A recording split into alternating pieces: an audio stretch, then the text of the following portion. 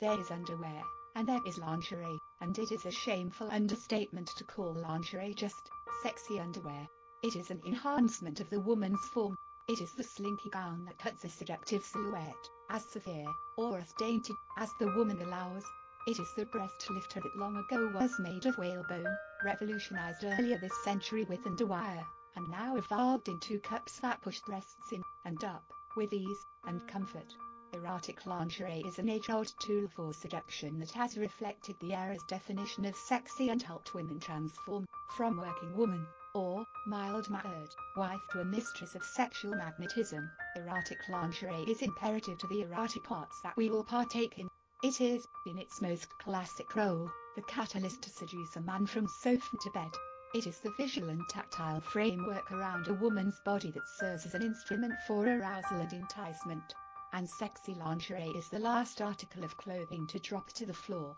Satin or lace, it is the last tactile sensation before the touch of skin on skin.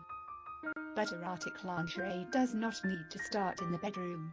By day, sexy lingerie can enhance the form under the clothes, and a woman can choose to cover it completely, only to let the hourglass form it helps create be the temptation throughout the day. Or she can opt to let the gorgeous satin or lace be barely hidden under the clothing, to serve as a tease to the man seeing it. When worn with clothing, the woman chooses the level of sensuality she shows in the lingerie, as well as the level of sensuality she feels, knowing what sexy attire could be revealed with the loosening of a button, or the lift of the skirt. Torturing men with the art of the tease started centuries ago and evolved over the continents. Asia's Edo period Oirans, tempted with billowy kimonos. Mediterranean women, over 2,000 years ago, teased with cleavage and buttocks that pushed out and up. Europe's Renaissance did the same. The shape was often created through garments that pulled, pushed, lifted, and squeezed, and it still is, to this day. Today, the whole body is accentuated with a thin waist, curvy round hips and buttocks, and overflowing large breasts that are fully accepted, floating much higher than the physical norm. However, lingerie has flattened as much as curved. Flappers may not be seen now as the most seductive female form, but lingerie helped them be less curvy and smaller all over. But for most of seduction's history, two canyons were to be accentuated by any means necessary: the chest and the rear end. As a sexual culture, we have definitely evolved into barely there underwear, but erotic lingerie has not always had this much comfort, nor has it always given this much choice to the woman wearing it, on what kind of sexy she wants to be. We have lingerie for every body type, and while the goal is usually an hourglass figure, whether she is thin or voluptuous, a woman can find lingerie that will enhance or accentuate her most attractive assets. Historically, the breasts have gone through many transformations as to what is seen by society as the sexiest form. One decade's padded bosom is another decade's boyish flattening, with popularity in padding the previous decade becoming a strong influence on the flattening and hiding during the next. Shapes changed over time and included small round cups, buttocks-inspired deep cleavage, free-moving surgery-enhanced melons, and even rocket-shaped bullets. No matter what one prefers, no one can deny that seduction via the tartars has certainly found a home in many outlandish shapes. Nowadays, the best bet is to seduce with what they'll see when the lingerie comes off.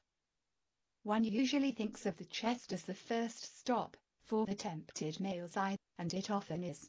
But the legs and buttocks tempt just as much. Because of this, panties can reveal and enhance with the same technology. Some panties will lift and firm, depending on what is desired. Others reveal, or peek over, pants to catch the eye of a sexual target. G-strings and thongs allow the curve of the buttocks to be smooth, which enhances the sexy roundness of the behind. However, we are starting to see the glimmer of an emerging sexual silhouette, the woman's own unique shape, accented with light drapings. Mind you, the lingerie may squeeze in one area to accentuate the natural padding of another, but lingerie today can flatter without false advertising. Many lingerie shops will have complete sections for the small-chested, the heavy-breasted, and the full-figured, and we are seeing that sexy lingerie has grown in definition to enhance every part of the body. Sexy lingerie no longer ends at the infamous derriere. Sexuality goes all the way to the toes with shoes. Heels lift the back of the foot to give height, elongate the leg, and cut a slender silhouette of the calf and thigh which accentuate the legs and buttocks.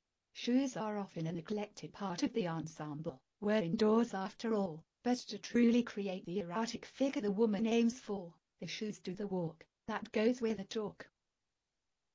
One can find in a lot of lingerie the tip of a V-strip of material, or sensual jewelry, that works almost exactly like a roadmap, pointing out the shortest distance, from wonder to pleasure. Sensual jewelry is a shiny, sparkling addition to lingerie, and can be found in many lingerie shops. The classic is a necklace. In the Middle Ages, women aroused with a small bell pendant that hung perfectly above their cleavage. Most popular this year, and in the decade overall, are